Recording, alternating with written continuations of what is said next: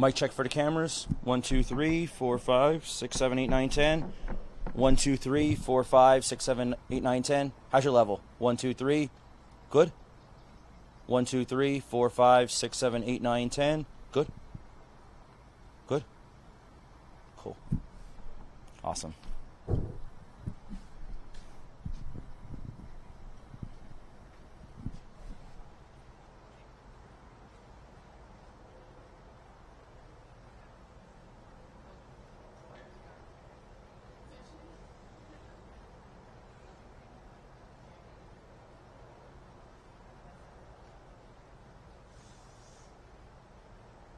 Mic check. Can you guys hear me? Mic check. Mic check.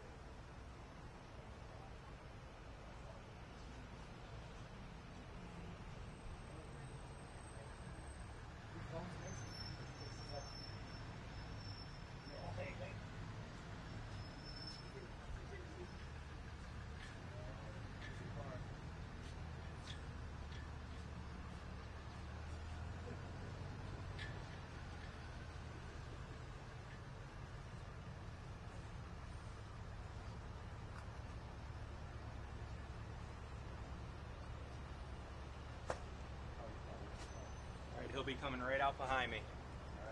All right. He's coming right out behind me. All right. Yep.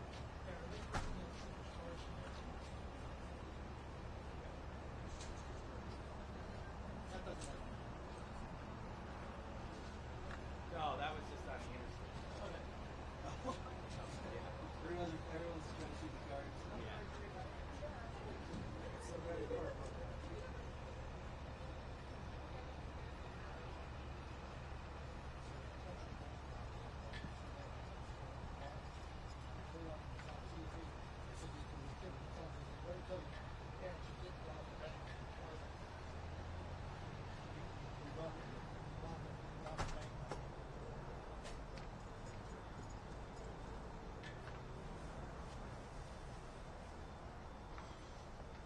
Press conference is about to start here at the Pennsylvania State Police Barracks. Okay. Going live. Good evening. I'd like to take a moment and introduce the party up here at the podium. My name is Christopher Paris, P-A-R-I-S. I'm the Colonel, Commissioner of the Pennsylvania State Police. To my left is District Attorney Marion O'Malley of Susquehanna County, M-A-R-I-O-N-O''-M-A-L-L-E-Y. To my right, Lieutenant Colonel Christopher King, K-I-N-G. He is our Deputy Commissioner of Administration and Professional Responsibility. To his right is our Area 3 Commander, Major Norm Kramer, C-R-A-M-E-R. To his right is Major Craig Rodriguez. He is our Bureau of Emergency and Special Operations Director, R-O-D-R-I-G-U-E-Z.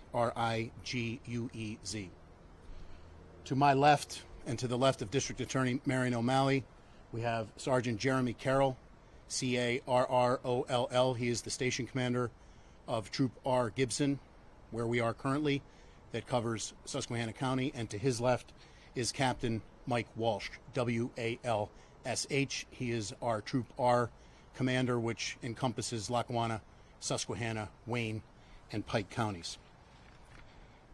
I apologize for the delay in us getting this press conference together. It's been a very tragic and harrowing day for the community here in Susquehanna County and the Pennsylvania State Police. We are still very much involved in an active and ongoing investigation. Our hope here tonight with this briefing is to give you a thumbnail sketch of some of the facts that we're prepared to discuss tonight. I will be speaking, District Attorney Marion O'Malley will be speaking, and then we will defer to the continued operational cycles in the near future to try and fully run down all of the aspects of this incident. So if I can begin by painting a picture for you, Gibson Barracks, where we are, Susquehanna County, was contacted this morning at 11:17 a.m. There was a report made by an individual that shots were fired in the vicinity of the numeric 20141, repeating 20141, State Route 171, Thompson Township, Susquehanna County. And to paint a picture, this is a two-lane State Route 171 in Thompson Township. It is very rural. That location is one that's of relevance for this incident, but there's also a neighboring property with the numeric of 20034, State Route 171, repeating 20034. And again, these are neighbors, not on the other side of a fence, but several hundred yards away on opposite sides of State Route 171. When the call was received here by Gibson Barracks, it was called in by the boyfriend and cohabitant of our first victim, which I'm going to discuss. Our first victim is Lori Wasco, W-A-S-K-O. Next of kin have been notified. She is deceased. She was 57 years of age. She was a resident of Thompson Township at that first numeric that I discussed, 20141. Her boyfriend and cohabitant called 911 for the reports to report shots fired in that vicinity. Miss Lori Wasco was shot and killed in front of that residence in the general vicinity of her vehicle. Some of these exact locations, I want to be sure that, given at this point in the investigation, we're still very much mapping the scene and trying to identify the exact sequence of events. But she had been shot. 2 troopers were dispatched from PSP Gibson. The first trooper was Trooper Joseph Perechinsky, P-E-R-E-C-H-I-N-S-K-Y, repeating P-E-R-E-C-H-I-N-S-K-Y. He is a member of the Gibson Patrol Unit. His father, Joseph Sr., is the Chief of Police of Mayfield Borough in Lackawanna County. His brother is an officer with Archibald Police, also has a very strong law enforcement family. He has been a trooper for 6 years. He is single. The second trooper is Trooper William Jenkins, Jenkins III. He has been a trooper for 10 years. He is married, and he is a father of 4. I will tell you, both of our troopers currently are stable, and with the help of the continued prayers of the community and their will to continue on, they will be with us, and we are extremely, extremely grateful for that.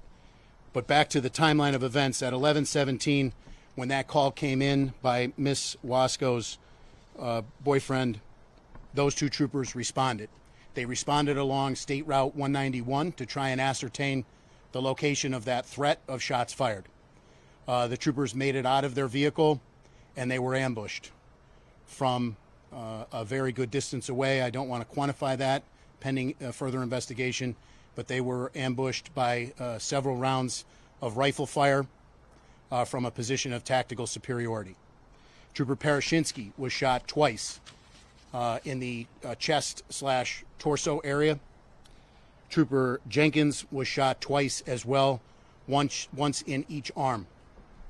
Despite being very severely wounded, Trooper Perechinsky was able to tourniquet both arms of Trooper Jenkins with some further assistance, and their cars where they had arrived and gotten out of were also riddled with gunfire. So I'm not prepared today to speak about how many rounds were actually fired. I do feel confident in saying several dozen rounds were fired in the continuity and the entirety of this incident. So our 2 troopers have been shot. 2 additional troopers were able to come in and evacuate them. We have another victim as well. There was an EMT who was working for Barnes-Casson Hospital driving a quick response vehicle, an SUV. He proceeded to respond very heroically to the call for shots fired. He was driving on State Route 171 when his vehicle was engaged with gunfire. He took evasive action and veered off the side of the roadway and crashed. He sustained some injury as a result of that crash. He is listed in stable condition as well. He was able to make it out of his vehicle, and he actually hid for fear that the actor would continue firing upon him. So that brings us to our actor, Carmine, C-A-R-M-I-N-E,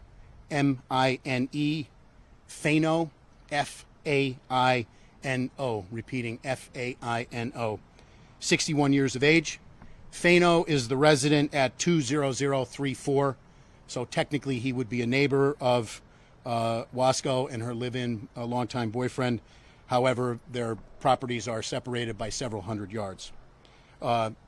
He, we believe at this point, murdered Lori Wasco, and he was the shooter who shot both of our two troopers, as well as who shot at Carl Lawson. Again, Carl Lawson's injuries were a result of the car crash as a result of the evasive action he had to take while his vehicle was taking fire. So this is obviously a very critical incident. Radio traffic went out that shots had been fired, multiple troopers had been hit, and I would like to try and just at this point blanketly say thank you to law enforcement from Susquehanna, Lackawanna, Monroe, and Wyoming counties, all of which responded. At some point later, we will collate a list to specifically acknowledge all of those people who were able to respond. Our two troopers who were shot, who were evacuated from that immediate vicinity along State Route 171, were taken and staged at an area where they were life flighted. So Trooper Parachinsky was life flighted to Geisinger CMC, and Trooper Jenkins was life flighted to Geisinger, Wyoming Valley. They are there. I have been with both of them. They are in good spirits. We have talked to their families, and as I said, we're extremely lucky to have them still with us. They are an answer to a prayer, while we simultaneously mourn the loss of Miss Wasco and think of her boyfriend and cohabitant, as well as Mr. Lawson.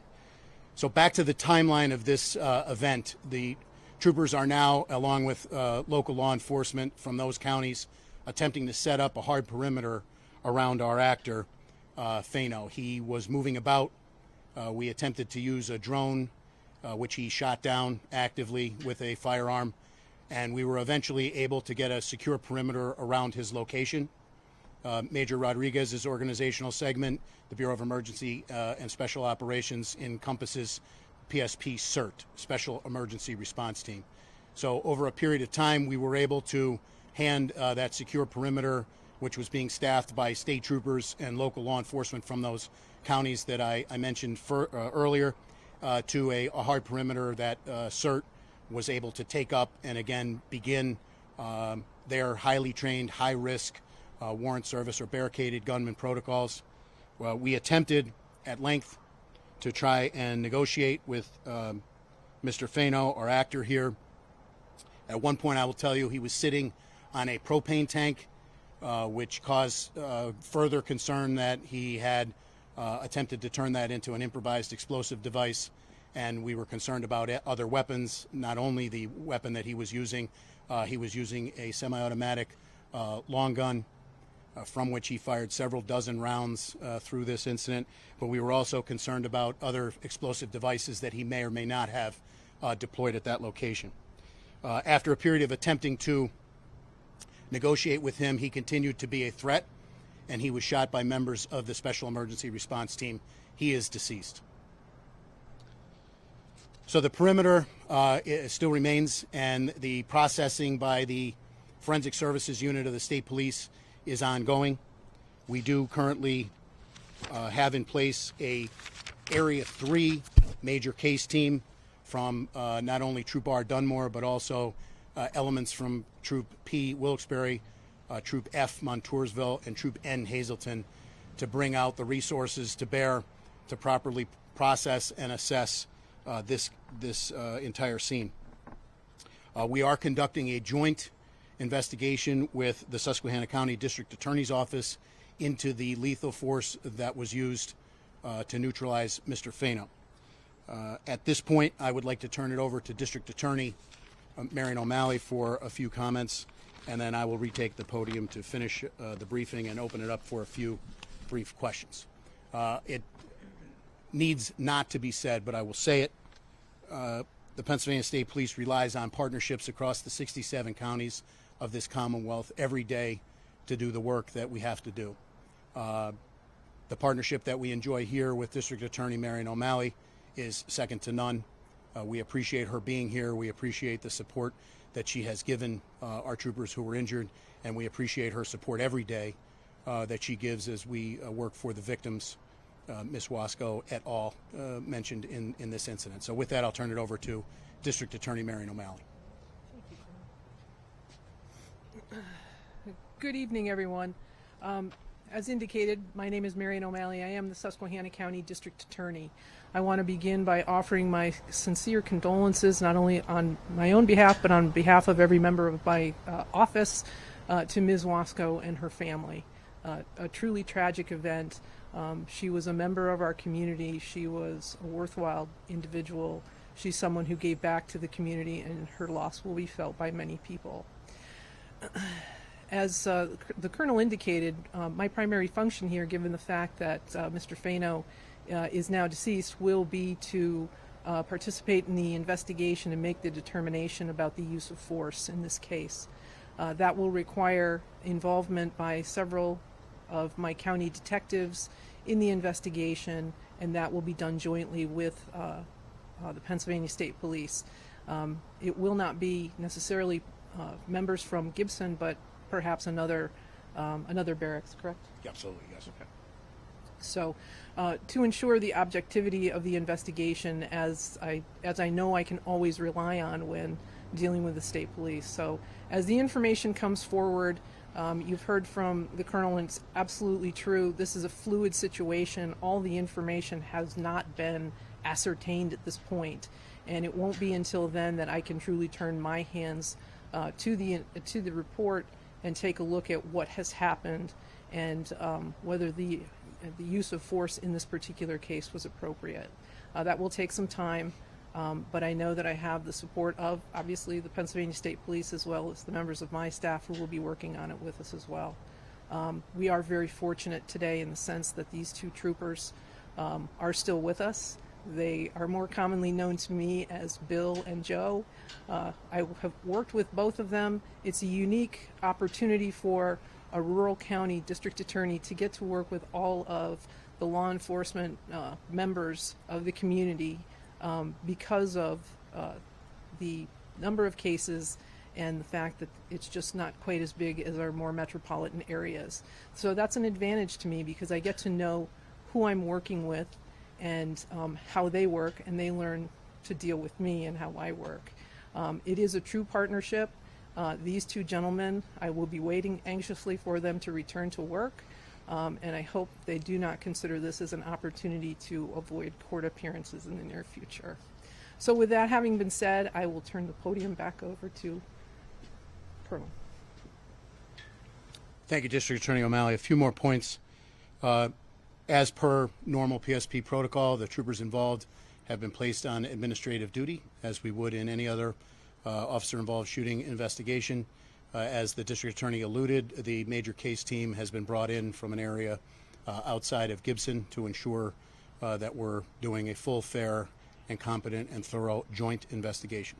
Some thank yous, again, I mentioned earlier at the top of the presentation, local law enforcement in Lackawanna, Susquehanna, Wyoming, and Monroe counties, all of whom answered the call for assistance. Several dozen officers and troopers were mustered to this ongoing situation, which was quite harrowing, as I said, for an extended period of time. To those counties and members of their EMS that helped us, as well as the flight crews that flew our troopers, really superb work. To the New York State Police, this organizational segment of Troop R, having been a troop commander up here, it is very frequent that we interact and receive support from our sisters and brothers to the north with the Stetson and the purple tie, and they were integral today after the fact in giving us a command post and some additional communication capabilities until we could get that set up. This was an extremely rural area, and we had some obstacles to overcome. So thank you to New York State Police Superintendent Stephen James. The New York State Police are always there for us, and I hope that they know that the inverse is true. So on behalf of Governor Shapiro, who flew in today to both Geisinger CMC and Geisinger Wyoming Valley, we received outreach from many local elected officials as well, expressing their well wishes. The governor and I were able to see both troopers and their families. Moving forward, there will be some additional procedures that both need to undergo. We're going to provide them the support that they need, both mentally, physically, spiritually, emotionally, through our Members Assistance Program and our chaplaincy program, to ensure that we give them not only the physical care that they need, but also the entire person. And I would say, on a personal note, I know both of the troopers personally. They represent the best of who and what the Pennsylvania State Police are. I spoke to one of the troopers who said as soon as they got out of the car, they had no idea where the rounds came from, and they were basically, under fire. Very, very unfortunately, I have stood at a podium to brief on incidents like this far too many times in my career. Since this administration came in January of 2023, this is our 5th and 6th trooper who have been shot in the line of duty over that 30-plus month period of time. One of those troopers was fatal, and I must say, from a very personal standpoint, despite the fact that we mourn the loss of Miss Wasco, and we hold up the victims also who were shot at, the EMT, Mr. Larson, as well as the victim's live-in boyfriend. I am very thankful tonight that we are not planning a double line of death funeral. So with that, we'd open up to a few brief questions. Sir. Sir, earlier you said that there was a tactical superiority that Fano had over the two troopers. One, do you know if Fano had a military or police background? And two, do you believe that this ambush was premeditated to inflict damage upon the state troopers itself? So I don't know about his prior history. That's one of the things that we're actually actively working up, his prior life and events leading up to today. When I say superiority, to set the scene, with a semi-automatic long gun, it is a tactical advantage when you have not only the element of surprise but also the element of distance. So you can see our two troopers that the basic information that they had was in this vicinity. Shots had been fired, possibly someone was hit. When you go out to an extremely rural area, you can get out and do a 360-degree scan in any direction, and the capabilities of a semi-automatic rifle from a position of tactical superiority, cover, or concealment really pose a chance for the actor, Fano in this case, to get the jump on our people, and for them to react the way that they did, for them to utilize the tourniquets on Trooper Jenkins. I spoke to both of his trauma surgeons. We were complimented as an agency. We carry on our belt per capita tactical tourniquets, and today I believe they not only made the difference for Trooper Jenkins, but again, we're very happy that they're both with us. I'll come back. Were either of the two troopers wearing a vest when they were hit? Both were wearing their ballistic vest, but the capabilities of the soft body armor against the long gun are severely depleted. Do we know what type of round was used? We will eventually have that, but we know, but I'm not prepared to release that yet. Sir, back to you. Do you know? So just to clarify, was this a premeditated ambush, do you believe? I don't want to speak to his motive leading up to this. I would say you can draw certain conclusions from the standpoint that we believe Fano shot our victim prior to our arrival, and then from a position of tactical advantage, fired dozens and dozens of rounds at two responding state troopers in their state police vehicles, as well as an EMT. I would say it doesn't lend itself to a spur of the moment type decision, at least once he made the decision to open fire. Anyone else? Sir. Yes. Sure. So we had crews all around Susquehanna County today, and one of them actually spoke to a man who says he called PSP yesterday talking about a man with a long gun walking down Route 171. And I was wondering, was that in fact the case? Was there a call yesterday? At this point, I don't know, and I wouldn't be prepared to say if I did, given the stage where we are actively trying to run down everything that we need to know about Fano, not only for his actions today, but leading up to today. All right, we will release more information. Trooper Bob Urban, off to my left here, will push information out. We, again, our heart goes out to Wasco and her family. Mr. Lawson, who was shot at. Our heart and prayers go out to him, coming to answer the call for shots fired, not only for a member of the community today in Wasco, but also 2 Pennsylvania State Troopers. And I'll end where I began, where our thoughts and prayers go out to Troopers Parachinsky and Jenkins and their respective families. They represent, again, the best of who and what we are, and their spirits are high. They are thankful to be where they are today. And again, all of those people, we cannot say thank you enough. We're the beneficiaries rather, of extreme law enforcement partnerships all over this great Commonwealth. We seek to build those on a daily basis. We talk about building those relationships brick by brick, and they pay dividends on days like today. But as a former troop commander and area commander here in the Northeast, it is particularly so up here, and that paid dividends for everybody today. I will tell you again, after those troopers were immediately evac'd, after both had been shot by the 2 additional troopers that came to their aid, one of the 2 troopers, Trooper Parachinsky, was able to commandeer a tractor trailer that was driving by, and he ordered the driver of that tractor trailer to pull his semi-rig across the roadway so that more people would not drive down that roadway and potentially be subjected to the fire that the EMT and Mr. Larson was. Again, shot twice. You put a tourniquet on your fellow trooper on both arms and helped to do so. You triaged and got out of the area, still thinking at that point in time, after being shot twice in the chest, what can I do to secure this location? What can I do to make sure nobody else gets hurt? They're the real story here today. So I'm humbled and proud to serve as the commissioner, and I really appreciate all the thoughts in the community and the prayers. We appreciate it very much. Commissioner, could I just say one thing? Sure. To thank the governor for coming up to say PSP strong. I'm glad the governor is backing you people the way he does, and thank you for your leadership. And if there's anything that needs to be done to raise money or something, if these troopers need any kind of help, you post it, and I have a site. We'll put it out there. Anything we can do to help the troopers or their families, we gladly will. Thank you very much. And just a word about that, it need not be said publicly, but I will, to thank the governor for his continued support, not only for our troopers who've been shot, but also the municipal officers across the Commonwealth. He goes, he's physically present, and he cares about law enforcement and tries to give us the very best that he can, along with partners in the legislature in Harrisburg, to give us the tools, the training, and the personnel to meet our mission. So thank you very much. Thank you. Has Fano been on your radar at all? I wouldn't be prepared at this point to discuss that, but thank you. There's one more.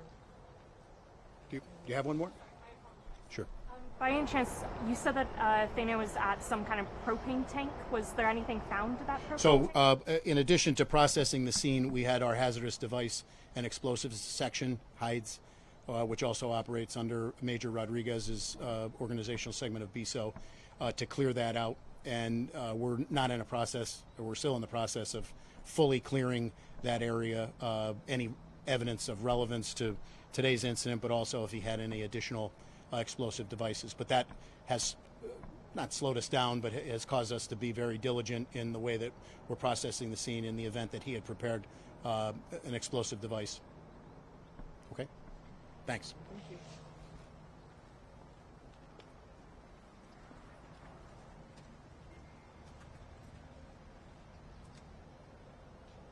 That was the press conference by the Commissioner of the Pennsylvania State Police and the District Attorney up here.